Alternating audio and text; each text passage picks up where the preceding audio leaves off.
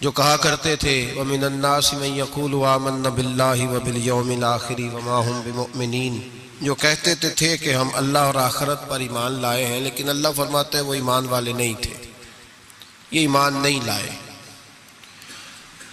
ان کو پھر اللہ پاک نے ایک حکم دیا،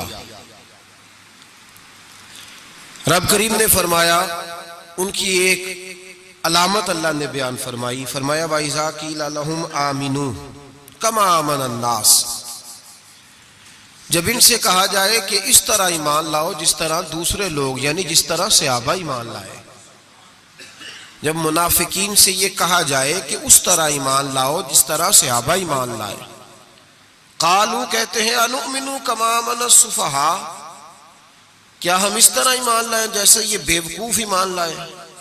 معاذ اللہ استغفر اللہ، وہ کہتے ہیں کیا اس طرح ایمان لے آئیں جس طرح یہ بیوقوف ایمان لے آئیں؟ الا خبردار انہم ہم السفہاء، اللہ فرماتا ہے خبردار ہو جاؤ یہی اصل میں بیوقوف ہے، ولکن لا یعلمون، لیکن انہیں اس بات کا علم نہیں ہے۔ وہ کہا کرتے تھے کہ یہ تو بیوقوف ہیں، ٹھیک ہے نماز پڑھو، دین قبول کر لو، روزہ رکھ لو، حج کر لو، زکوٰۃ دے لو، یہ عجیب لوگ ہیں سارا کچھ ہی قربان کر رہے ہیں نبی پاک پہ، وہ اس کو بیوقوفی کہتے تھے۔ یہ عجیب لوگ ہیں اولادیں بھی قربان کر رہے ہیں جہاد میں لے جا کے، یہ عجیب لوگ ہیں ہر چیز ہی لٹا رہے ہیں، ہم دانا لوگ ہیں، ہم دیکھ بھال کے چلتے ہیں۔ اللہ فرماتے تم بیوقوف ہو، تم بیوقوف ہو جن کے سامنے میرے نبی کی رحمت کا دریا بہہ رہا ہے، جن کے سامنے حضور کے کرم کی برکھا برس رہی ہے، لیکن تم نے پھر بھی سارا کچھ بچا کے رکھا ہوا ہے، تم اس سودے کو سمجھے ہی نہیں۔ یہاں اگر تم ایک قربان کرتے میں تمہیں 70-100 گنا اجر عطا فرماتا۔ وہ عقل جو آج بہت سارے مسلمانوں کو بھی اللہ خیر کرے آ گئی ہے، کہتے ہیں ٹھیک ہے بیٹے نماز پڑھنی چاہیے، مسجد جانا چاہیے، تو پکا ہی مولوی بن گیا ہے، ٹھیک ہے جی میں بھی نماز پڑھتا ہوں روزہ رکھتا ہوں، لیکن یہ والا کام نہیں مجھ سے ہوتا کہ بندہ سارا کچھ چھوڑ چھاڑ کے مسیتڑی ہو جائے۔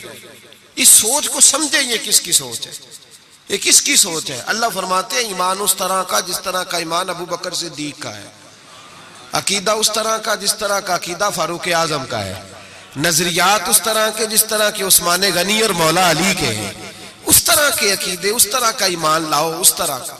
حضرت ابو بکر صدیق رضی اللہ تعالیٰ عنہ کے بارے میں میرے نبی پاک علیہ السلام نے فرمایا اگر میں اپنی ساری امت کا ایمان ترازو کے ایک پلڑے میں رکھوں، ساری امت کا، ولی غوث کتب ابدال اہل بیت صحابہ، فرمایا اگر میں اپنی ساری امت کا ایمان ترازو کے ایک پلڑے میں رکھوں اور اکیلے ابو بکر کا دوسرے پلڑے میں رکھوں تو ابو بکر کا ایمان پھر بھی وزنی نکلے گا، ابو بکر کا ایمان پھر بھی، جناب صدیق اکبر کے خیالات ایمان کی پختگی پھر بھی وزنی نکلے گا میرے ابو بکر کا ایمان۔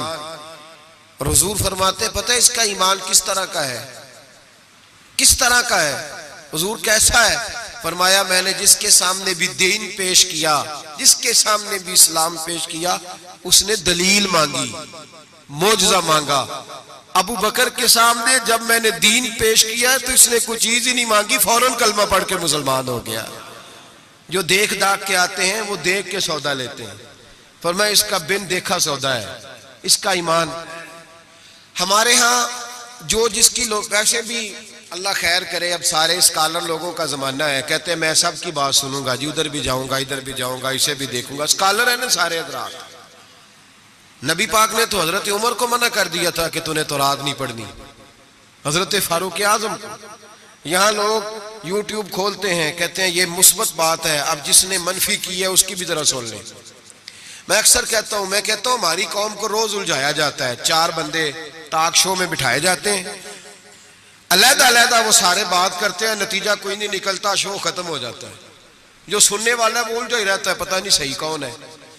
یہ الجھاؤ کا زمانہ ہے، الجھاؤ کا، اور لوگ بھی الجھنا پسند کرتے ہیں۔ حضرت ابو بکر صدیق کا عقیدہ یہ ہے کہ ایک در پھڑیے محکم پھڑیے تے ایک دے ہی ہو کے مریے، ضرورت کیا ہے دائیں بائیں جانے، ضرورت ہی نہیں۔ ایک حرف سجن دے نا دا سانو دس دا وانگ قرآن ہے، ایک حرف سجن دے نام دا سانو دس دا وانگ قرآن ہے، سورت یار دی ویندے رہنا سب عملان دی جان ہے۔ تے ہر دم یاد سجن وچ رہنا ساڈا اے ہوئی ورد گیان ہے.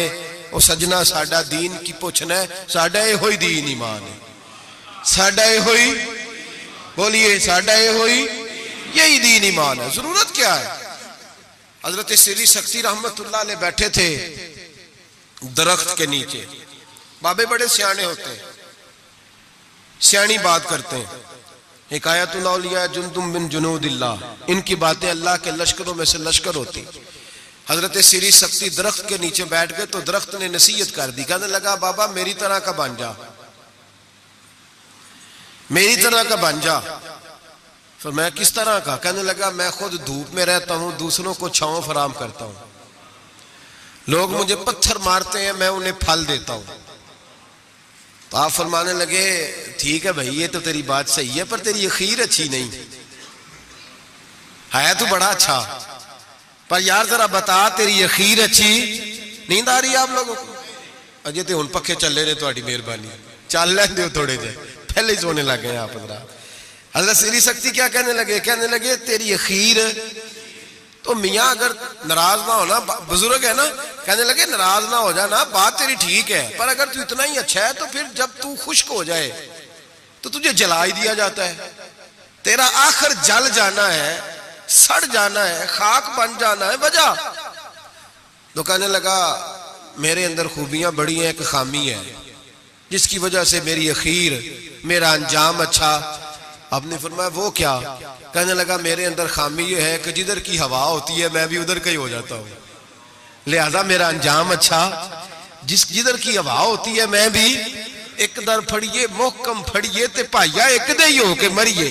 فرمایا میرا مسئلہ یہ ہے کہ جدھر کی ہوا میں بھی, تو یہ ادا میرے اللہ کو میری پسند, یہ نہیں پسند اسے میری ادا, لہذا جب میں ختم ہو جاتا ہوں پھر جلایا جاتا ہوں, تپایا جاتا ہوں, خاک ہو جاتا ہوں. بھائی حضرت ابو بکر صدیق رضی اللہ تعالیٰ عنہ کا طریقہ یہ ہے کہ انہوں نے کلمہ پڑھا, اور کلمہ پڑھنے سے لے کر وصال ظاہری تک ایک لمحہ بھی ایسا نہیں جس وقت جناب صدیق اکبر نے دین ایمان کے بارے میں نبی پاک سے کوئی سوال کیا ہو. بس جو حضور نے کہہ دیا ٹھیک ہے, جو فرما دیا. یار سوال پیدا ہوتے ہی ہیں نا, لوگ پوچھتے نہیں, ابا جی سے نہیں سوال کرتے, ابا جی سے نہیں سوال کرتے. یہاں تو جہاں عقیدت کا رشتہ ہوتا ہے, جہاں بولنا جائز ہی نہیں, وہاں لوگ درجنوں سوال پوچھ لیتے ہیں. حضرت ابو بکر صدیق سوال کوئی نہیں, سوال کوئی نہیں. پانی پرن سویلیاں رنگا رنگ کڑے, اسی پریا اس دا جانیے جس دا. تو حضرت عمر کی حدیث ہے اور بخاری کی صحیح روایت ہے. آپ فرماتے ایک مقام ایسا آیا تھا کہ سارے صحابہ پریشان ہو گئے اور سب کے ذہنوں میں سوال تھے, سب کے سب پریشان تھے. 1500 صحابی ہیں, نبی پاک نے خود احرام بندوائے ہیں. فرمایا احرام باندھو عمرہ کرنا ہے. میقات مدینہ سے احرام بند گئے, صحابہ نے تیاری کر لی, لبیک پڑھتے ہوئے حدیبیہ کے مقام پہ پہنچ گئے. قریش مکہ نے روک لیا, 1 2 4 بندے نہیں 1500. احرام کس نے بندوایا؟ کس لیے باندھا ہے؟ بولے نا, عمرہ کرنے کے لیے. حدیبیہ کے مقام پہ جب پہنچے تو نبی پاک صلی اللہ تعالی علیہ وسلم کے پاس عروہ بن مسعود ثقفی قریش مکہ کا سفیر آ گیا. اس نے کہا جی سال آپ عمرہ نہیں کر سکتے, آپ تو لڑائی کرنے آئے ہیں. حضور نے فرمایا نہیں عمرہ کرنے ہیں, دیکھا نہیں احرام باندھے ہوئے. اس نے کہا 1500 بندہ ہے, اور ہیں بھی سارے دلیر, اور ہیں بھی کٹ مرنے کو تیار. اگر کسی ایک نے بھی نعرہ لگا دیا تو ہمیں تو بھگا دو گے تم سارے, ہم نہیں عمرہ کرنے دیتے. باتیں بڑھ گئیں, اختلاف ہوا, ادھر ادھر سے معاملات طے ہوئے, صلح, شرطوں پر صلح ہونے لگی. اور شرطیں بھی ظاہراً ایسی تھیں کہ جو لگ رہا تھا کہ مسلمان دب کے صلح کر رہے ہیں, لگ رہا تھا. شرطیں لکھی گئیں, طے ہو گئیں. انہوں نے کہا جی ٹھیک ہے اس سال آپ واپس چلے جائیں, اگلے سال عمرہ کرنے آئیں. حضور نے فرمایا, توجہ ہے میری بات پر, یہاں کوئی بندہ کہہ دینا, ابا جی کہہ دینا بیٹے خیر ہو جائے گی, فلانا کام کر لے, تے بچے بعد گل بھیجنے کہتے تسا مینوں آکھیا جی کر لے. پیر صاحب تو خیر ویسے ہی گئے نا کام سے سرے سے, کہتے نے کہا پیر ہے, یہ کرامت ہی کوئی نہیں. وہ فیصل آباد کے پاس ایک بابا جی کی حکایت میں نے سنی. بابا جی کی ماننے والی زیادہ بیبیاں تھیں. بابا جی منگل والے دن فوت ہو گئے. انہیں کہا کدو کامل سی، کامل ہوں تو جمعے نو مردا تے دین ہی نہیں چنگا لیا پیر نے، اسی نہیں مننا کو۔ تو اللہ والوں کی بات بڑی نرالی ہوتی ہے۔ بابا جی اٹھ کے بیٹھ گئے، کہنے لگے چلو یہ کیڑی گل ہے، جمعے نو مر جائیں گے۔ تو یہاں تو لوگ منٹ پہ ناراض ہو جاتے ہیں نا، منٹ پہ لوگ ناراض ہو جاتے ہیں۔ ایک تو فوری طور پہ اب دیکھیں نا، حضور نے احرام بندھوائے، عمرہ کرنے کو کہا، اب جب صلح طے ہو گئی تو حضور نے فرمایا چلو بھی ٹینٹ کرا دو، سارے کپڑے بدل لو، واپس جانا ہے۔ اب صحابہ کے ذہنوں میں سوال ہے کہ آپ نے کہا تھا چلو عمرہ کرنا ہے، اب حضور فرما رہے ہیں واپس جانا ہے، طواف کرنا، نہ طواف ہوا نہ صحیح ہوئی، ہمیں تو طواف کے لیے لایا، چلو واپس۔ 1500 آدمی بیٹھا ہے، جناب عمر کہتے ہیں جو سب سے پہلے اٹھے وہ ابو بکر صدیق تھے، جو سب سے پہلے اٹھے وہ ابو بکر، کوئی شک نہیں ذہن میں، کوئی بات نہیں، ٹینٹ کرائی، کپڑے بدلے۔ فرماتے ہیں پھر دھیرے دھیرے لوگ نہ بوجھل قدموں سے اٹھے، کہتے ہیں باقی تو ذرا ٹھنڈے تھے، بول نہ سکے، میں ذرا تیز مزاج تھا، مجھ سے غصہ سنبھالا نہ گیا۔ میں حضور کے خیمے میں، ترکی کپڑے کا خیمہ نبی پاک نے لگایا ہوا تھا، جاگ رہے ہیں آپ لوگ؟ بڑی خاص بات ہے، خاص توجہ سے سننا۔ ایمان اس طرح مضبوط رہتا ہے، عقیدہ یوں بچتا ہے، ذرا سی بات پہ ذرا اس کا، آج میں نے فلانے اسکالر کو سن لیا ہے تو سود کے بارے میں بتاؤ، آج فلاں جناب میں نے بندہ سن لیا ہے، نہ آگے کا پتہ نہ پیچھے کا پتہ۔ جس آدمی کو لفظ سیدھے نہیں پڑھنے آتے وہ حدیثیں بیان کر رہا ہے ٹی وی پہ بیٹھ کے، آج میں فلانے دی گل سن لئیے، ان انشورنس دی گل ڈال چھڑو، ایسے ہی 1 منٹ لگاتے ہو بگڑنے کے لیے۔ ہم سے پوچھو آندھی بھی آ جائے تو اللہ ایمان کی مضبوطی عطا کرتا ہے، یہ کیسے ہو سکتا ہے؟ کبھی حاشیہ خیال میں ہی بات نہیں گزری۔ یہ بزرگوں کی نسبت کی برکت حاصل ہوتی ہے، یہ بزرگوں کی نسبت کی برکت۔ اور دعا فرمائے اللہ استقامت ہی عطا فرمائے، اللہ فتنوں سے محفوظ، سارے آمین بولے، اللہ بچائے ان فتنوں سے۔ حضرت ابو بکر، کتنا کڑا وقت ہے، فرماتے ابو بکر صدیق اٹھے، ٹینٹ کرائی، آ گئے، آہستہ آہستہ سب اٹھے۔ عمر کہتا ہے مجھے بڑا جلال تھا، میں سیدھا حضور کے حجرے میں، اور جاتے ہی سلام لی تو سخت جملے، اور جناب عمر ساری زندگی رویا کرتے تھے کہ مجھے پچھتاوا نہیں جاتا۔ سیدھا گیا اور جا کے کہا حضور آپ اللہ کے سچے رسول نہیں؟ کہا سچا رسول ہوں۔ کہا قرآن سچا نہیں؟ سچا ہے۔ اسلام سچا نہیں؟ حضور نے فرمایا سچا ہے۔ تو کہا حضور پھر ہم دب کے صلح کیوں کریں؟ تو جناب عمر فرماتے ہیں نبی پاک نے کہا عمر میں اللہ کا رسول ہوں، وہی کہتا ہوں جس کا میرا رب مجھے حکم دیتا ہے۔ جناب عمر کہتا ہے میں نے فوراً حضور کی بات دہرائی، میں نے کہا یا رسول اللہ آپ نے کہا نہیں تھا طواف کریں گے، احرام باندھ لو؟ تو حضور نے فرمایا میں نے کہا تھا طواف کریں گے، یہ تو نہیں کہا تھا اسی سال ہی کریں گے، یہ تو نہیں نہ کہا تھا اسی سال ہی کریں گے۔ حضرت عمر کہتے مجھے تسلی نہ ہوئی، میرے اوپر غصے کا غلبہ تھا، میں باہر نکلا سیدھا ابو بکر کے خیمے میں، سیدھا حضور کی اور جناب صدیق اکبر کی ملاقات نہیں ہوئی درمیان میں گھس گیا جناب صدیق اکبر کے خیمے میں، اور جاتے ہی سلام کے بعد وہی سخت جملے۔ کہتے ہیں جب میں داخل ہوا تو سارے پریشان ہیں، ابو بکر تسلی کے ساتھ کھجورے کھا رہا، پرواہ ہی کوئی نہیں، کھجورے کھا رہے ہیں۔ میں گیا، میں نے کہا السلام علیکم، وعلیکم السلام، میں نے کہا تو موج میں ہے، ہماری ٹینشن نہیں جا رہی۔ کہنے لگے کیا ہو گیا؟ میں نے کہا یہ سچے رسول نہیں؟ کہنے لگے سچے، قرآن سچا نہیں؟ سچا ہے۔ اسلام سچا نہیں؟ ابو بکر کہنے لگے سچے۔ تو کہنے لگے پھر ہم دب کے صلح کیوں کریں؟ تو کہتے ہیں جناب ابو بکر صدیق کہنے لگے عمر چپ کر، تیری میری بات نہیں، وہ اللہ کے رسول ہے، وہی کہتے ہیں جس کا اللہ نے حکم ارشاد فرماتا ہے۔ فرماتے ہیں منوان وہی لفظ جو حضور نے بیان کیے، کہتے ہیں میں نے بھی فوراً کہا، میں نے کہا انہوں نے کہا نہیں تھا کعبے کا طواف کریں گے؟ تو کہتے ہیں حضرت ابو بکر صدیق غصے میں آ گئے، کہنے لگے تجھے تیری مار ہوئے، حضور نے کہا تھا کعبے کا طواف کریں گے، یہ تو نہیں نہ کہا تھا اسی سال ہی کریں گے، میرے رسول نے کہا تھا تو انشاءاللہ ہم طواف کریں گے، انشاءاللہ طواف کریں گے، لیکن یہ تھوڑی کہا تھا کہ اسی سال ہی کریں گے۔ جناب سیدنا عمر فرماتے ہیں میں خیمے سے نکل آیا، آ کے بیٹھا، وضو کیا، غصہ ٹھنڈا ہوا، تو میں نے کہا عمر یہ کیا بات ہوئی یار؟ وہی لفظ ابو بکر کہتے ہیں جو رسول پاک نے بیان فرمائے، وہی انداز جناب صدیق اکبر کا ہے جو نبی پاک کا ہے۔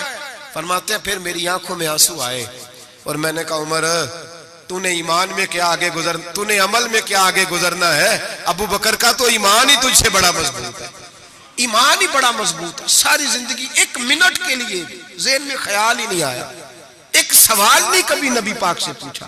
جناب صدیق اکبر نے ہمیں سمجھایا جب مان لو نا پھر سوالات نہ کیا کرو, پھر ادھر ادھر نہ دیکھا کرو, پھر دائیں بائیں دھیان نہ کیا کرو, پھر سیدھی توجہ, سیدھا خیال اپنے اللہ اور اس کے رسول کی طرف رکھو.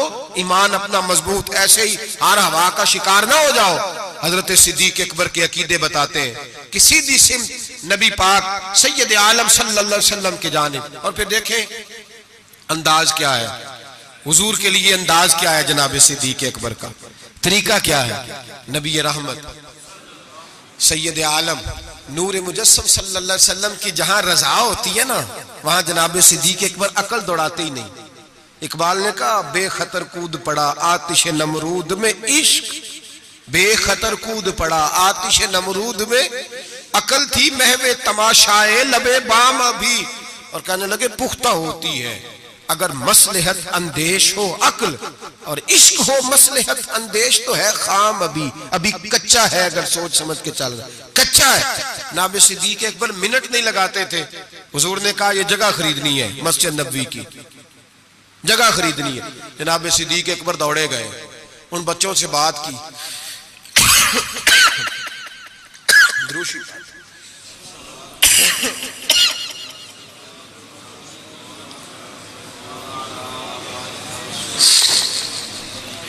جا کے ان بچوں سے بات کی جن کی زمین تھی. آپ یہ تو ہر کتاب میں پڑھیں گے کہ خرید لی, یہ کہیں نہیں پڑھیں گے کہ سودا کیا. سودا نہیں کیا. تاجر سودا کرتا ہے, بات کرتا ہے, گفتگو کرتا ہے. نبی پاک نے بھی حکم دیا ہے کہ تم بات کر سکتے ہو, سودا خریدتے وقت بحث کر سکتے ہو, اجازت ہے. لیکن یہاں حضرت ابو بکر صدیق نے کوئی بحث, کوئی سودا, کوئی گنجائش. حضور نے کہا خریدنی ہے, لہذا خرید کے آ گئے. نبی پاک نے فرمایا بلال حبشی کو خریدنا ہے. جا کے بات کی امیہ بن خلف سے, کہا غلام بیچ دو. عقیدہ دیکھیں, غلام بیچ دو. اس نے کہا کالا کلوٹا ہے, لکھنا پڑھنا نہیں آتا, کام کرنا کوئی نہیں آتا, تو مجھے کیا دے گا. آپ فرمانے لگے میرے پاس غلام ہے, رنگ بھی گورا ہے, پڑھا لکھا بھی بڑا ہے اور سیانہ بھی بڑا ہے, میرا سارا کاروبار یہ سنبھالتا تھا, میرا منشی ہے, یہ رکھ لے اور بلال دے دے. امیہ کہتا میں نے چیک کرنے کے لیے ابو بکر سے کہا کہ اگر میں 10,000 دینار ساتھ مانگوں. جناب صدیق اکبر کہنے لگے کوئی حرج نہیں, وہ بھی مل جائیں گے. حرج ہی کوئی نہیں, مل جائیں گے. امیہ بن خلف کہتا میں نے کہا ابو بکر تو کوئی نادان آدمی تو نہیں, تاجر ہے, ساری زندگی منڈی میں بیت گئی, سودا کس طرح کا کر رہا. بلال تو اپنا نام نہیں لکھ سکتا, بلال تو کوئی کام نہیں کر سکتا ڈھب سلیقے سے, رنگ بھی کالا ہے, کچھ پڑھا لکھا بھی نہیں, اور تیرا وہ جو سارا تیرا آڈٹ کرتا ہے, تیرا سارا کاروبار چلاتا ہے, جو تیرے پاس ہر قسم کی سہولت دیتا ہے, وہ شخص دے کے اور پیسے دے کے لے رہا ہے, سمجھ نہیں آ رہی. تو جناب سیدنا ابو بکر صدیق کہنے لگے تجھے آ بھی نہیں سکتی, اس لیے کہ تو بے ایمان ہے اور میں محمد عربی کا نوکر ہوں. تیری سمجھ میں بات آ سکتی اس لیے کہ جہاں میں کھڑا ہوں تو بھی ابھی تجھے اس ذائقے کا بھی پتہ ہی نہیں, تجھے وہ لذت نہیں. محبت کو سمجھنا ہے تو ناسے خود محبت کر. کنارے سے کبھی انداز آئے طوفان نہیں ہوتا, تو وہاں کھڑا ہی نہیں جہاں میں کھڑا ہوں. 10,000 دینار دیا, جناب بلال حبشی کو خریدا. تو حضرت سیدنا بلال حبشی کہنے لگے ابو بکر مجھے خرید کے تجھے کیا ملے گا, کوئی سیانہ بندہ خریدتا نفع بھی آتا. جناب ابو بکر رو پڑے, کہنے لگے بلال نہ مجھے تجھ سے غرض ہے نہ کسی اور سے, مجھے تو اتنا پتہ ہے میرے رسول تجھے پسند کرتے ہیں, میرے نبی, مجھے کیا غرض کسی اور چیز سے, حضور کی تو پسند ہے. لگا جدو بازار ازل دا تے لوکی چوراں وانگ سدھائے, کسی نے لٹ لئی حسن جوانی انہیں ہاسے چولی پائے, کسی نے خریدے علم دی دولت کوئی میر فقیر بن آئے. آزم وے جہالت ساڈی اسی عشق خرید لے آئے, آزم وے جہالت ساڈی اسی عشق. او بھائی کمزور رہ گئے لوگ, پیچھے رہ گئے, نمبر نہ پہلا حاصل کر سکے, اس لیے کہ جناب صدیق اکبر نے ایمان عقیدہ تگڑا رکھا, مضبوط رکھا. ساری زندگی لیت اللہ کی طرف مسلمان ڈرا ہوا, شہما ہوا, سوچ رہا ہے دین کی طرف آتے ہوئے, پروگرام بنا رہا ہے, کچے پکے سے عقیدے لڑکھڑاتے ہوئے ذہن, پروگراموں کے اندر جھول ہے, ارادوں کے اندر کمزوری ہے. کیسے قرب الہی نصیب ہوگا؟ ابھی تو فیصلہ کرنے میں گھنٹوں لگا رہا ہے, ابھی تو بات شروع کرنے میں ٹائم لگا رہا ہے تو کب تو آگے بڑھے گا؟ جناب صدیق اکبر رضی اللہ تعالیٰ عنہ نے لوگوں کو بتلایا ہے میرا عقیدہ دیکھو، اور تگڑا عقیدہ نبی پاک کے بارے میں، تگڑا۔ حضور بیٹھے ہیں، مشکات شریف کی حدیث ہے، ادھر صدیق اکبر بیٹھ گئے، ادھر فاروق اعظم بیٹھ گئے، نبی پاک دعا کر رہے ہیں اے اللہ میری امت کو بخش دے، آمین تو کہہ دیں، آپ کی بات ہو رہی ہے، اے اللہ میری امت کو بخش دے۔ اچانک حضور کے چہرے پہ مسکراہٹ آئی، حضور نے فرمایا لو بھی اللہ نے وعدہ کر لیا ہے کہ میرے 70,000 امتی بغیر حساب کتاب جنت میں جائیں گے۔ حضرت ابو بکر فٹافٹ بول پڑے، کہنے لگے محبوبہ تھوڑے ہیں، ذرا زیادہ کر لیں۔ ذرا کس کو کہہ رہے ہیں جی؟ نبی پاک نو کہنا چاہیے تھا جاؤ اتنے جا کے مصلا پا تم ہی اللہ نو آخ۔ کس کو کہہ رہے ہیں؟ نبی پاک کو، یاد رکھے نبی پاک کی یہ عقیدہ ہے جناب صدیق اکبر۔ یا رسول اللہ تھوڑے سے زیادہ کر لیں، حضور 70,000 تو کچھ بھی نہیں۔ نبی پاک نے پھر دعا کی، فرمایا اللہ فرماتا ہے رمضان کی ہر رات میں 70,000 بخش دیا کروں گا۔ مشکات شریف میں موجود ہے۔ حضرت صدیق اکبر کہنے لگے سونے تھوڑے زیادہ کر لیں تو کچھ بھی نہیں، 18-20 کروڑ تے نیرے پاکستانی نے تے ہیں بھی سارے یا رسول اللہ کھنا لے، ڈھیر سارے بندے نبی پاک نو من، تو حضور مہربانی کرے تھوڑے سے زیادہ کر لیں۔ حضور مسکراتے جاتے بڑھاتے جاتے۔ حضرت ابو بکر کا عقیدہ یہ ہے، حضرت ابو بکر کا کہ مانگیں گے مانگے جائیں گے، منہ مانگی پائیں گے، سرکار میں نہ لا ہے نہ حاجت اگر کی ہے۔ نبی رحمت سید عالم صلی اللہ تعالی وسلم سے کہتے ہیں حضور تھوڑے سے، ادھر دیکھیں میری طرف، یا رسول اللہ تھوڑے سے زیادہ کر لیں۔ نبی پاک نے فرمایا رب فرماتا ہے محبوب تیرے 4 لاکھ امتی بغیر حساب کتاب جنت میں۔ حضرت صدیق اکبر کہنے لگے حضور کچھ بھی نہیں، تھوڑے۔ بات لمبی ہے، مضمون باقی کا بھی بیان کرنا ہے۔ حضور علیہ السلام فرمانے لگے ابو بکر اللہ فرماتا ہے کہ اے محبوب تیری امت کا ایک چلو بھر کے نا، اللہ فرماتا ہے کہ چلو بھر کے میں جنت میں ڈال دوں گا۔ حضرت صدیق اکبر کہنے لگے سونیا تھوڑے زیادہ کر لیں۔ حضرت عمر بڑی دیر سے چپ بیٹھے تھے، کہنے لگے چل ابو بکر بس بھی کر یار، بس کر، دیر ہو گئی۔ تو کیا عقیدہ ہے، کیا نظریہ ہے، کیا سوچ ہے صدیق اکبر کی؟ فرمانے لگے عمر اللہ دے رہا ہے، نبی لے رہا ہے، تیرا میرا کیا جا رہا ہے؟ اللہ دے رہا ہے، نبی غریبوں کا بھلا ہو رہا ہے، تیرا میرا کیا جا رہا ہے؟ تو حضرت عمر بھی بولے تو انہوں نے بھی دلیروں والا جواب دیا اور کہنے لگے تیرا میرا چلو نہیں، اللہ کا چلو ہے۔ جب اللہ ایک چلو بھرے گا تو نبی پاک کی ساری امتی اندر آ جائے گی، ساری امتی اندر آ جائے گی، بچنا ہی نہیں، کوئی پیچھے تو زیادہ کرانے کی ضرورت ہی نہیں۔ حضرت ابو بکر صدیق رضی میرے نبی پاک نے فرمایا حضور کسی سے ناراض ہو جاتے نا، توجہ ہے دوستوں کی، یار بڑی انوکھی بات ہے، اور سیدھے کہنے چنگا ہے سارے نال بگڑے رہن ساڑھے نہ تے بندہ سیٹ رہے نا۔ کسی سے بھی حضور ناراض ہو جاتے تو ابو بکر سفارشی بن جاتے، کہتے حضور مہربانی کریں، معاف کر دے، مہربانی کر دے۔ کسی سے بھی ناراضگی ہو گئی، یا رسول اللہ حضرت ابو بکر کی اور جناب عمر کی ناراضگی ہو گئی۔ نبی پاک نے حضرت عمر کو ڈانٹا، فرمایا تجھے پتہ نہیں تو تلواریں لے کے آتا تھا اور عمر مجھے بچانے کے لیے، ابو بکر بچانے کے لیے آیا کرتا تھا، پتہ نہیں میرے ابو بکر کا؟ حضور ڈانٹ رہے ہیں اور جناب ابو بکر کا کہتے ہیں حضور معاف کر دے، یہ ذرا جلالی طبیعت کا ہے، حضور معافی دے دے، اسے ذرا پتہ نہیں چلتا۔ یا رسول اللہ مہربانی کرے، غصہ اترے گا تو سارا سمجھ ہے، یا رسول اللہ نے کچھ بھی نہیں۔ میرے محبوب کی زبان پہ کتنے حسین لفظ نکلے، فرمایا میری امت پر جس کے دل میں سب سے زیادہ نرمی ہے وہ ابو بکر صدیق ہے، میری امت کے بارے میں جس کے دل میں سب سے زیادہ نرمی ہے وہ میرا ابو بکر ہے۔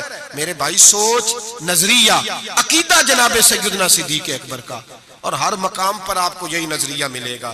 ہم دیندار ہوتے ہیں، بچے دیندار نہیں ہوتے۔ حضرت صدیق اکبر کے بیٹے بھی مسلمان ہیں تو پوتے بھی مسلمان ہیں، اپنی اولاد ساری کو، 1 2 3 کو نہیں، ساری کو۔ یہاں کہتے ہیں میں حاجی صاحب ہوں، تو حاجی صاحب بیٹا کدھر ہے؟ کہتے وہ دکان پہ ہے، وہ نہیں جمعہ پڑھتا۔ حاجی صاحب آپ کدھر آئے ہیں؟ کہتے فجر پڑھنے، تو بچہ کدھر ہے؟ وہ سو رہا تھا۔ سبحان اللہ۔ حضرت ابو بکر صدیق نے ایسا کہتے ہیں میں نے داڑھی رکھ لی آخری عمر میں، جب بچے کی آئے گی تو پھر اس کو بھی مشورہ دوں گا رکھ لے، ابھی چونکہ وہ 20-25 سال کا، اب نہیں کہنا اس کو، ایسے مسئلے نہ بن جائے۔ حضرت ابو بکر صدیق نے یہ رویہ اختیار چھوٹی چھوٹی باتوں پہ اپنے بچوں کو، اپنے بڑوں کو، ہر آدمی کو اپنے گھر کے اندر دین نافذ کر کے رکھا۔ عقیدہ کس طرح کا ہے؟ ترمذی شریف میں حدیث ہے، اللہ خیر کرے، گاڑیوں میں نا سٹیکر لگے ہوئے ہیں میرے لیے اللہ ہی کافی ہے، تو نہ کہو کہ اللہ لا الہ الا اللہ پڑھیا کرو، اللہ ہی کافی ہے نا، لا الہ صبح سے شام تک سارے دن پڑھتے رہے لا الہ الا اللہ لا الہ، زور لگائیں، مسلمان ہو جائیں گے جی؟ تو انہیں لکھ کے لایا اللہ ہی کافی ہے، ماں خود تسی پڑھو لا الہ۔ تو قوم بھی بڑی سیانی آ کہندی ویکھو گل تے صحیح ہے نا ہمارے لیے۔ میں نے کہا ماشاءاللہ، اللہ ہی اگر کافی ہوتا تو رسول اللہ کیوں بھیجتا؟ کافی اللہ ہی ہے، سمجھ لیں اللہ کافی ہے، لیکن اللہ نے رسول بھیجے، اللہ نے ہی۔ یہ جو نعرہ تھا نا، شیطان کیا کہتا تھا؟ کہتا تھا بس اللہ ہی اللہ، باقی خیر صلی اللہ، یہی کہا تھا نا اس نے۔ بتایا شیطان اللہ کی عبادت کرتا تھا کہ نہیں؟ نہیں، میرا خیال ہے مکر گیا سی، میں نہیں تینوں سجدہ کرنا۔ کیوں دھتکارا گیا؟ اللہ فرماتا ہے مجھے بھی مان، اور جسے میں منواتا ہوں اسے بھی۔ وہ کہتا تھا تجھے ماننا ہے، جسے تو منوائے گا اسے، اور میں اسے بھی مان جسے میں منواتا ہوں، اسے بھی مان۔ وہ تعظیم نہیں کرتا تھا، اسے نہیں مانتا تھا جسے اللہ منواتا ہے، میرے لیے اللہ ہی۔ اور قوم ہر نعرے پہ لگ جاتی ہے، ہر نعرے پہ لکھ کے لگایا ہوا۔ کیا لکھ کے لگایا؟ سنو ترمذی شریف کی حدیث، ترمذی شریف کی حدیث، نبی پاک نے فرمایا مال چاہیے مال۔ صحابہ کہتے ہیں کوئی 5% لایا، کوئی 10% لایا، کوئی 20% لایا۔ فاروق اعظم فرماتے ہیں میں نے گھر کا سارا مال سامنے رکھا اور 50% مال علیحدہ کیا، حتیٰ کہ بچوں کے پاس جو کپڑے تھے ایک جوڑے کے علاوہ ان کی بھی میں نے قیمت لگائی، آدھا مال حضور کی بارگاہ میں لایا، پیش کیا۔ حالانکہ سال کے بعد اسلام مانگتا ہے وہ بھی 2.5%۔ لوگ وہاں بھی بڑے بہانے کرتے ہیں، بڑی تعویلیں ڈھونڈ کے نکالتے ہیں۔ کہتے ہیں میں 50% لایا، اور میں نے کہا آج ابو بکر سے آگے گزر جاؤں گا۔ لیکن جب ابو بکر صدیق آئے تو سر کا امامہ بھی انہوں نے جھولی میں ڈال دیا، جوتے بھی اتار کے رکھ دیے، کسی مجاہد کے کام آئیں گے۔ ایک بوریا، ایک ٹاٹ کا لباس پہنا، اور لے کے نا جھاڑی، اس کے کانٹے، ان کے بٹن لگائے۔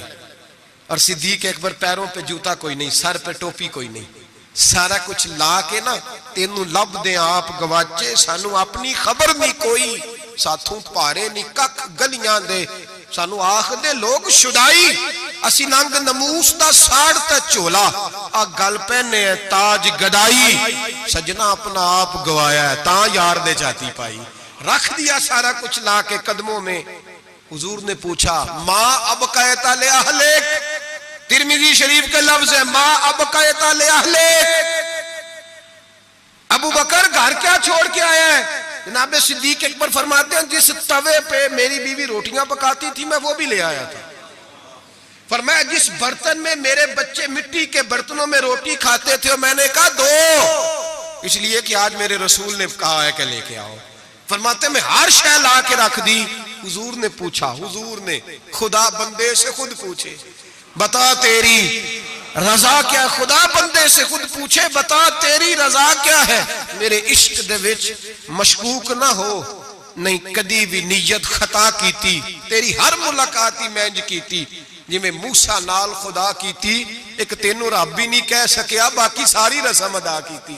عرش ہے، بابا بلے شاہ صاحب کہتے ہیں کہ تینوں رب بھی نہیں نہ کہہ سکیا باقی ساری رسم ادا کیتی، بعد از خدا بزرگ توئی قصہ مختصر۔ حضور حاضر ہے سارا کچھ، حضور نے پوچھا۔ حضرت عمر کہتے ہیں مجھے نہیں پوچھا، سعد بن ابی وقاص کو نہیں پوچھا، عثمان اور علی کو نہیں، ڈائریکٹ حضرت ابو بکر کو پوچھا ماں ابقیت لے اہلک، گھر کیا چھوڑ آیا ہے؟ تو کہتے ہیں گردن جھک گئی، کہنے لگے ابقیت اللہ و رسولہ، حضور گھر میں خدا چھوڑ آیا ہوں اور محمد مصطفیٰ کو چھوڑ آیا، میرے گھر میں خدا بھی ہے، خدا کا کچھ لوگ ترجمہ کرتے ہیں گھر میں اللہ رسول کا نام چھوڑ آئے ہو، نہ بھائی نام کے لفظ نہیں ہے۔ کہنے لگے ماں ابقیت لہم اللہ و رسول، میں گھر میں اللہ چھوڑ آیا ہوں اور اللہ کا رسول گھر میں، ترمذی شریف کے لفظ ہے۔ صحابہ نے نہیں کہا کہ وہ تو تیرے سامنے بیٹھے ہیں گھر میں نہیں، نبی پاک نے نہیں کہا میں تو سامنے بیٹھا ہوں گھر میں، کہا یہ ترمذی کے لفظ ہے۔ اور کہنے لگے حضور مجھے اللہ کافی اور اللہ کا، مجھے اللہ بھی کافی اور اللہ کا، اقبال سے پوچھ لو یا پھر اس پہ بھی فتویٰ دے دو کہ تم یہ کیوں نہیں کہتا کہ اللہ کافی ہے، اقبال سے پوچھ لو۔ اقبال کہتے ہیں پروانے کو شمع، بلبل کو پھول، بس بھائی دیکھیں اقبال کا انداز، پروانے کو شمع، بلبل کو اور بس۔ کہتے ہیں پروانے کو شمع مل جائے نا تو کہتا ہے بس بھائی اور کوئی شے نہیں چاہیے، ختم، یہی میری. بلکہ ملا رومی کہتے ہیں کہ پروانے نے دوسرے کو آ کے بتایا وہاں شمع جل رہی ہے، تو اس نے کہا تو کون ہے؟ کہا پروانہ. کہا تو نہیں پروانہ، اگر تو پروانہ ہوتا تو بتانے نہ آتا، جل کے مر جاتا.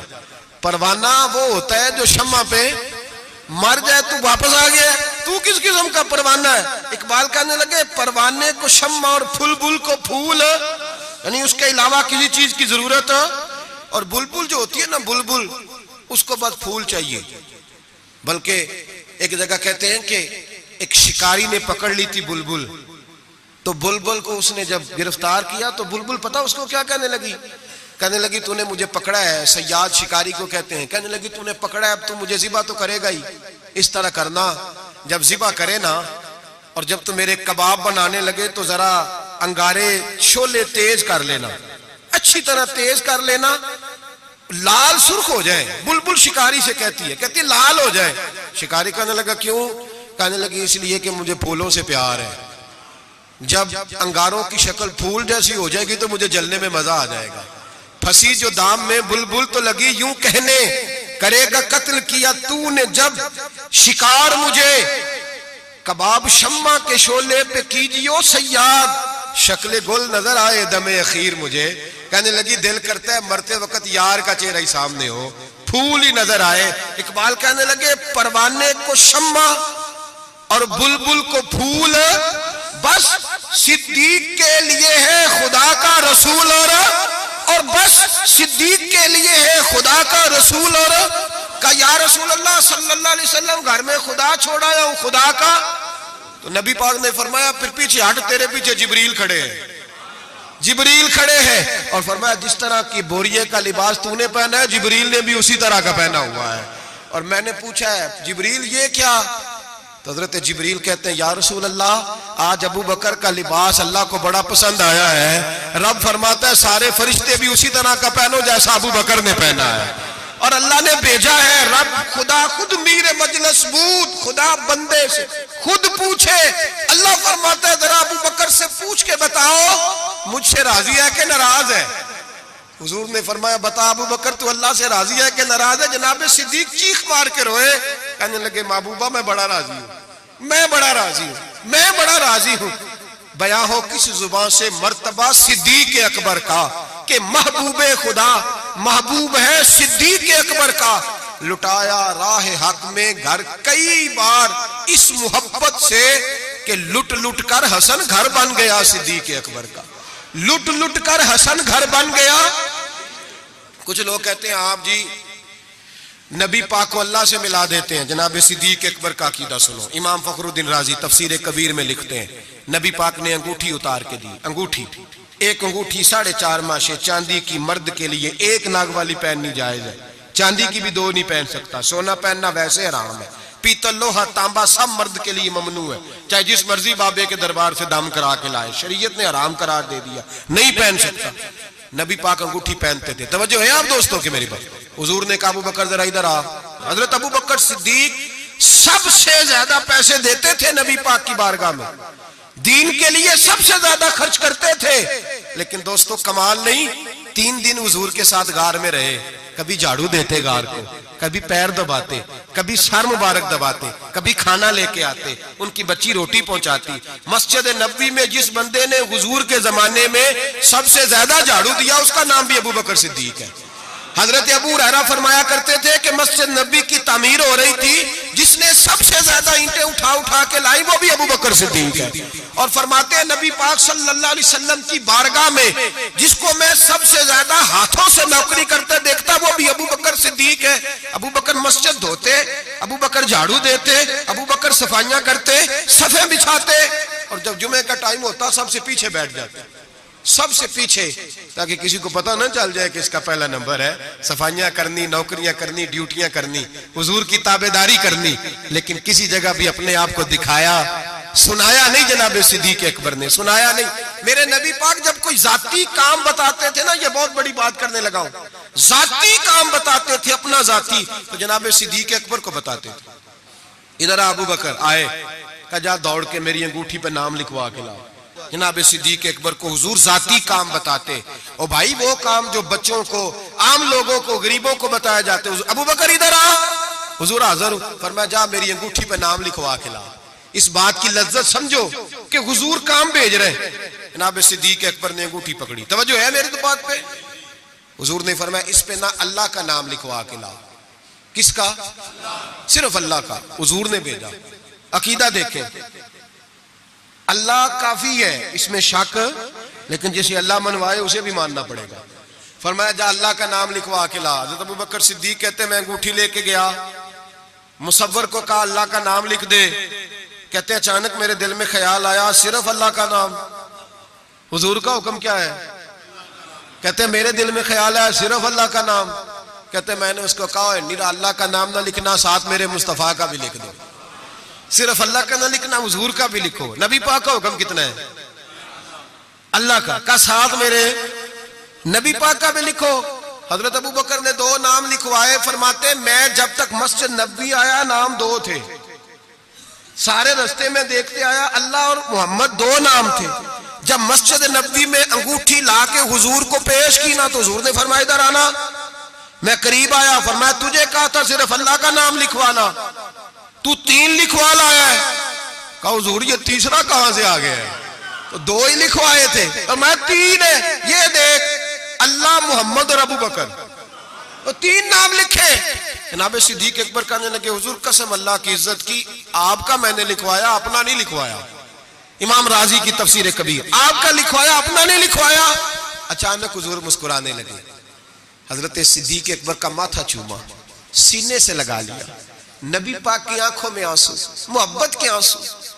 حضور کیا ہوا؟ فرمایا جبریل آ گئے ہیں، اور آ کے کہتے ہیں یا رسول اللہ رب فرماتا ہے ابو بکر نے گوارا نہیں کیا کہ آپ کا نام میرے نام سے جدا ہو، اور اللہ نے گوارا نہیں کیا کہ آپ کے نام سے ابو بکر کا نام جدا ہو۔ یہ اللہ نے گوارا نہیں کیا، اللہ نے گوارا نہیں کیا۔ یا رسول اللہ رب فرماتا ہے آپ کا نام ابو بکر نے لکھوایا ہے، اور ابو بکر کا نام اس کے رب نے لکھوا دیا ہے۔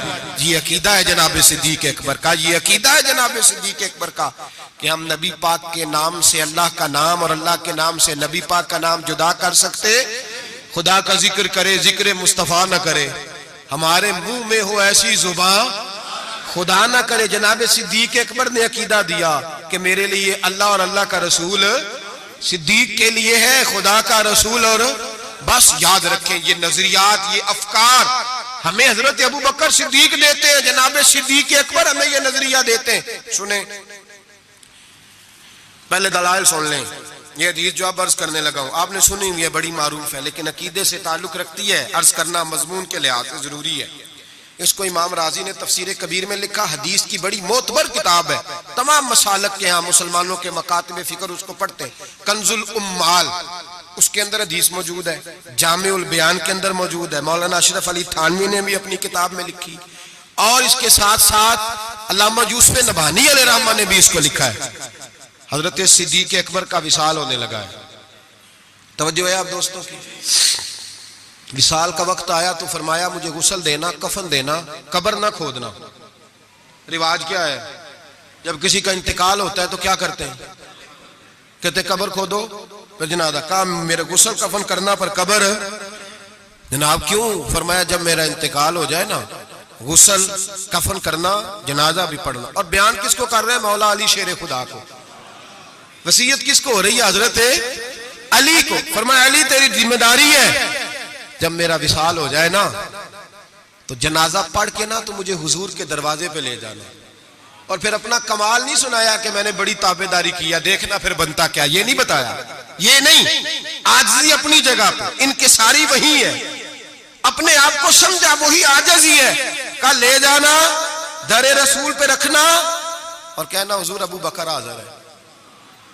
اگر خود بخود دروازہ کھل جائے تو اندر دفن کرنا قبر کھود کے، اور اگر دروازہ نہ کھلے تو کوئی میرا کمال نہیں، کوئی میرا کمال نہیں، اس میں کوئی میری شرمندگی نہیں۔ میں اپنے آپ کو یہ نہیں سمجھوں گا کہ مجھے کوئی مسئلہ بن گیا، آرام سے اٹھانا اور جنت البقیع میں لے جانا، اس لیے کہ مجھے اپنی نوکری پر کوئی دعویٰ نہیں، کوئی دعویٰ نہیں، میں خادم ہوں، خادم ہی اچھا ہوں، لے جانا، دعویٰ کوئی نہیں کیا، فضیلت نہیں بیان کی۔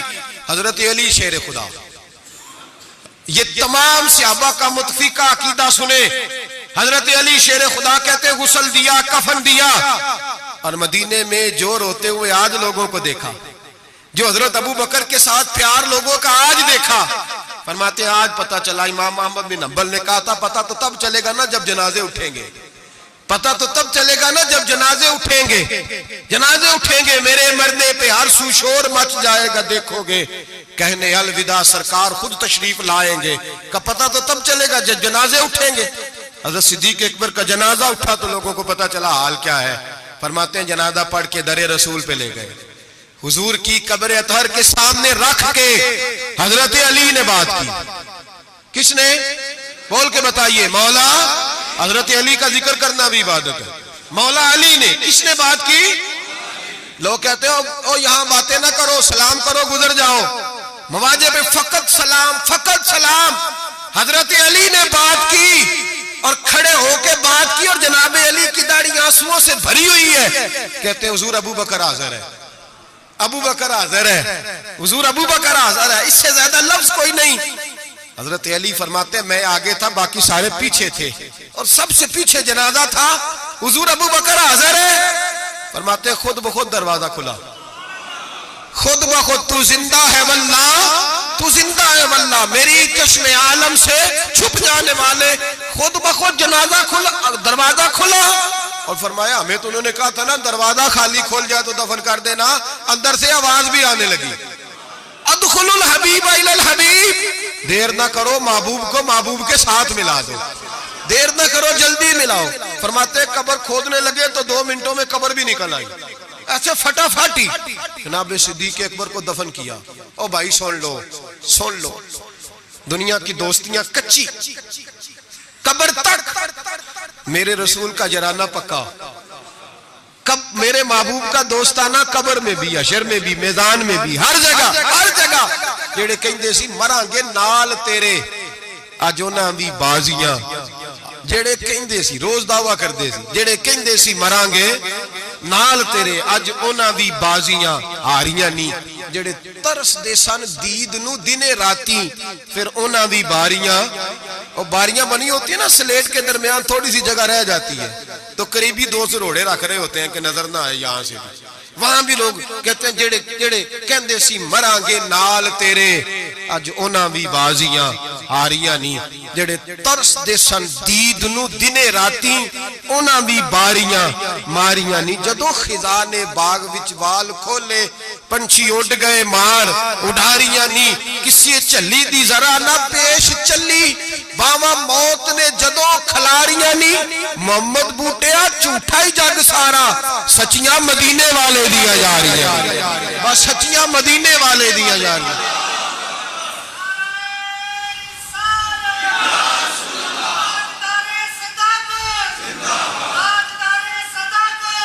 حضرت ابو بکر صدیق، حضرت ابو بکر صدیق، حضرت ابو بکر صدیق نے عقیدہ دیا امت کو کہ حضور کے روضے پہ جاؤ تو جو تم عرض کرو نا حضور وہ سنتے ہیں، جو بات کہو نبی پاک وہ سنتے ہیں، تو زندہ ہے واللہ، تو زندہ ہے واللہ، میری چشم عالم سے چھپ جاؤ۔ حضرت ابو بکر صدیق نے یہ بھی بتایا کہ قبروں کے پاس فیض ہوتا ہے، اسی لیے تو میں نبی پاک صلی اللہ علیہ وسلم کے روضے کے قریب دفن ہونے کی خواہش کر رہا ہوں۔ یہی خواہش بخاری پڑھیے، بعد میں حضرت عمر نے بھی یہی خواہش کی۔ میرے بھائی، جناب صدیق اکبر کا عقیدہ، جناب صدیق اکبر کا نظریہ، اور حال پتہ کیا ہے؟ انتقال کا وقت آیا تو حضرت عائشہ صدیقہ سے پوچھنے لگے، بیٹا جب حضور نے وصال فرمایا تو دن کون سا تھا؟ دن کون سا تھا؟ عرض کی پیر کا۔ آج کون سا ہے؟ کہ پیر کا دن ہے۔ کہ حضور کا وصال ہوا تو لیٹے کس طرح تھے؟ کہ ابا جس طرح آپ لیٹے ہوئے۔ کیا نبی پاک بول کیا رہے تھے؟ فرمایا اسی طرح کی باتیں جس طرح کی آپ کر رہے ہیں۔ حضرت عائشہ رو پڑی، کہا آپ یہ کیا پوچھ رہے ہیں؟ تو حضرت ابو بکر کہنے لگے، بیٹا زندگی حضور کے طریقے پہ گزاری ہے، دل کرتا ہے دنیا سے جاؤں بھی اس طرح جو میرے نبی کا طریقہ ہے۔ اور نظریہ کیا ہے؟ حضرت سعد بن ابی وقاص کہتے ہیں صحابہ بیٹھے تھے تو اپنے اپنے پسند بتا رہے تھے، حضرت علی نے بھی پسند بتائی، فرمایا 3 شے مجھے بھی بڑی پسند ہے، گرمیوں کا روزہ، تگڑے دشمن سے لڑائی، اور مہمان کے ساتھ کھانا کھانا پسند ہے۔ فرماتے ہیں جس صحابی نے بھی کوئی بات کی، باتیں پرہیزگاری والی، تقوی والی، سنت والی، شریعت والی۔ ابو بکر صدیق چپ کر کے بیٹھے تھے، جناب عمر کہنے لگے بھائی آپ بھی بولے۔ کہنے لگے ابو بکر کی پسند بھی ساری حضور کے گردی گھومتی ہے، پسند بھی ساری، اگرچہ باقیوں نے بھی جو باتیں کی جہاد سے تعلق ہے، دین کی سربلندی سے تعلق ہے، لیکن ابو بکر صدیق کا عقیدہ کیا ہے کہ ساری باتیں حضور کے گرد۔ کہنے لگے حضور میرا دل کرتا ہے میری بیٹی آپ کے گھر میں نوکری کرے، اور میری دوسری پسند یہ ہے کہ اللہ مجھے مال دیتا رہے، میں مصطفیٰ کے قدموں پہ قربان کرتا رہا ہوں، اور تیسری پسند یہ ہے کہ النظر الی وجہ رسول اللہ، حضور بیٹھے رہے میں دیدار کرتا رہوں، حضور بیٹھے رہے میں دیدار، میں یہ دیکھتا ہی رہوں، یہ میری پسند ہے۔ ساری زندگی ایک عقیدہ جناب صدیق اکبر کا کہ جو حضور کہہ دے وہ کر جاؤ، اس میں بھلا ہے۔ میرے بھائی تشکیک کا دور ہے، فسادات کا دور ہے، لوگ اس دور کے اندر شک بانٹ رہے ہیں، شک روز بکتا ہے، ڈبل مائنڈڈ ذہن کبھی ادھر گرتا ہے کبھی ادھر گرتا ہے۔ حضرت صدیق اکبر کا عقیدہ یہ ہے کہ سیدھا محبوب کی طرف دیکھو، سیدھا نبی پاک کی طرف دیکھو۔ مسلمان یہ کل ابھی گزرا نا یوم پاکستان، چاہیے تھا نا سارے یہ پیغام دیتے کہ پاکستان تو اس لیے بنا تھا کہ پاکستان کا مطلب کیا، لا الہ الا اللہ محمد رسول اللہ۔ جو بھی پیغام دیتا ہے کہتا ہے سرحدیں مضبوط کریں گے، ڈرتے ہیں۔ نظریہ پاکستان کا نام لیتے حکمران ڈرتے ہیں، ان کو پتہ ہے کہ جب ہم یہ کہیں گے نا کہ دین نافذ ہوگا تو ہمیں اپنے اوپر بھی نافذ کرنا پڑے گا، ہمیں اپنے اوپر بھی ڈرتے ہیں۔ جو بھی بات کرے گا یا جمہوریت کی کر کے گزر جائے گا، لولی لنگڑی جمہوریت، جو جماعت کے اندر کوئی نہیں، وہ جماعت کیسے جمہوریت لائے گی؟ اور یہاں کوئی بات کرے گا لائن آرڈر کی، کوئی ایسی بات کر کے لوگوں کو بہلا کے روٹی کپڑا اور مکان کا نام لے کے گزر جائیں گے۔ بھائی اس قوم کی بھلا اگر جمہوریت میں ہوتی تو جہاں سے ہم آئے ہیں وہاں تو جمہوریت آج بھی زیادہ اچھی ہے۔ اگر روٹی کپڑے اور مکان کی بات ہوتی تو اتنے لوگوں کو قتل کرانے کی کیا ضرورت تھی؟ اگر تمہیں لائن آرڈر کا ہی مسئلہ تھا تو پھر 40,000 لوگوں کو ایک ایک دن میں مروانے کی کیا ضرورت تھی؟ پاکستان تو اس لیے بنایا گیا تھا کہ یہاں رسول اللہ کا دین نافذ ہوگا، یہاں حضرت ابو بکر صدیق کے طریقے اپنائے جائیں گے، یہاں فاروق اعظم کا طرز حکومت آئے گا، یہاں حضرت عثمان غنی کی درویشی اور مولا علی شیر خدا کی دلیر جیسے حکمران آئیں گے۔ ان چونچلوں سے اب قوم نہیں بہلے گی، اور قوم بھی سن لے، یاد رکھ لے، انقلاب صرف وہ ہے جو میرے نبی پاک لے کے آئے ہیں، کسی نئے انقلاب کی کسی چیز کی حاجت نہیں۔ اسلام ایک بہترین طرز زندگی ہے، اور یہی چلاک جلے گا تو روشنی ہوگی۔ بچوں کو چھٹی ہے کل، آپ کسی سے پوچھ لیں کہ جو ہے وہ قرارداد پاکستان کیا ہے، کیا مطلب تھا اس کا، پاکستان بنانے کی ضرورت کیوں درپیش ہوئی؟ تو ایسے ہی بچے گھومے گامے سے ہیں، کوئی پتہ ہی نہیں بیچاروں کو، اس لیے کہ قوم کو بتایا ہی نہیں گیا کہ پاکستان بنا کس لیے تھا۔ پاکستان بنا تھا نبی پاک کے نظام کے لیے، حضرت ابو بکر، عثمان غنی، مولا علی، فاروق اعظم کے طرز حکومت پر طرز حکومت کے لیے۔ اگر وہ مشن مکمل نہیں ہوا تو اس کا مطلب ہے ابھی پاکستان کی تکمیل مکمل ہے تو ابھی راہ گزر میں ہے، قید مقام سے گزر، اس کو بھی بننا ہے، اس کو بھی سنورنا ہے۔ اور جب تک ہم سب کا دلی نعرہ، دل کا نعرہ، اوپر سے بہت سارے لوگ کہتے ہیں دین نافذ ہونا چاہیے، جب تک روح سے آواز نہیں نہ نکلے گی کہ نبی پاک کا نظام نہیں آ جائے، اتنی دیر تک دین نافذ، حضور کا نظام آئے گا تو کام چلے گا۔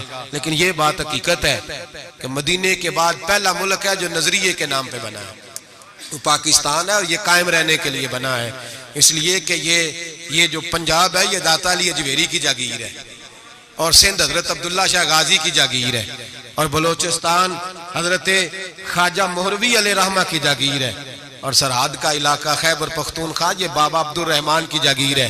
یہ صوفیاء کے علاقے ہیں، اور انشاءاللہ تعالیٰ صوفیاء کی برکت سے بنے ہیں، اور جہاں دین بھی نافذ ہوگا تو انشاءاللہ ان صوفیاء کا پیغام محبت نافذ ہوگا، اور بڑی جلدی نافذ ہوگا، بڑی جلدی۔ وقت ہم اپنی کھلی آنکھوں سے اور کھلے دل سے دیکھ رہے ہیں، اور بڑی جلدی لوگ اس کو اگر خواب سمجھے تو ضرور سمجھیں، صرف نعرہ سمجھے تو ضرور سمجھیں۔ دیانتداری سے مسجد میں بیٹھ کے کہہ رہا ہوں، ہم دیکھ رہے ہیں کہ ہوا تنگ ہو گئی ہے، گمہ بڑا سخت ہے، اب جو آندھی آئے گی وہ تیز ہی آئے گی، اور انشاءاللہ اس کے بعد جو ٹھنڈی ہوا چلے گی وہ میرے نبی پاک کے نظام کی چلے گی، قرآن اور سنت کی چلے گی، اور یہی چراغ جلے گا تو روشنی ہوگی۔ دنیا کے اندر کچھ لوگ ایسے ہوتے ہیں جو ہر معاملے میں قائد اور لیڈر ہوتے ہیں، جن کا درجہ ہمیشہ امامت کا رہتا ہے، جو لوگ دنیا کے اندر ہمیشہ مقتدا اور پیشوا کی حیثیت سے جانے اور پہچانے جاتے ہیں۔ اور دو قسم کی دنیا کے اندر قیادتیں ہوتی ہیں، ایک قیادت ہوتی ہے سیاسی، انقلابی، ملی، قومی ایک قیادت ہوتی ہے روحانی، ایک قیادت ہوتی ہے فکری، ایک قیادت ہوتی ہے اس طرح کی کہ بندہ کچھ کر جائے اور لوگ اس کے پیچھے پیچھے چلیں تو ان کی تربیت ہوتی رہے، وہ یقین کامل کی دولت بانٹتا رہے، اس کو دیکھنے والے، پڑھنے والے، سننے والے جب بھی اس کے قریب جائیں ان کے اندر کو ذوق ہی بیدار ہو، جب بھی اس کو سنیں، اس کو دیکھیں تو ان کی طبیعت میں کوئی نیا نکھار ہی پیدا ہو۔ حضرت ابوبکر صدیق رضی اللہ تعالیٰ عنہ کی قیادت کا عجیب رنگ ہے کہ اگر ملی، قومی، عالمی قیادت والے ان کے پیچھے چلیں گے تو انہیں بھی بڑی خیرات ملے گی۔